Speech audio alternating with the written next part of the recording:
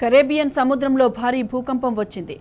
హోండురస్కు ఉత్తర దిశలో భూమి కంపించింది. దీని తీవ్రత రిక్టర్ స్కేల్పై 7.6గా నమోదైనట్లు అమెరికాకు చెందిన జియోలాజికల్ సర్వే సంస్థ వెల్లడించింది.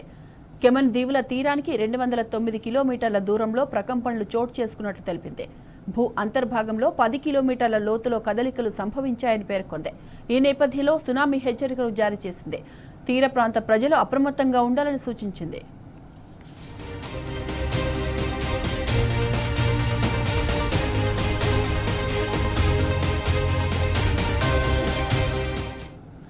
కొలంబియా, కెమెన్ ఐలాండ్స్, హోండురస్, కోస్టారికా, నికరగువా, క్యూబా దేశాలపై కూడా భూకంపం ప్రభావం కనిపించింది. సునామీ అలలు క్యూబా తీరాన్ని తాకే అవకాశం ఉందని, 1 నుంచి 3 మీటర్ల ఎత్తులో అలలు ఎగిసిపడతాయని US national oceanic and atmospheric administration వెల్లడించింది. అదేవిధంగా Cayman Islands, Jamaica, Cuba, Mexico, Honduras, Bahamas, Belize, Haiti, Costa Rica, Panama, Nicaragua, Guatemala తీరాలను చేరుకోవచ్చని పసిఫిక్ సునామీ హెచ్చరికల కేంద్రం హెచ్చరించింది.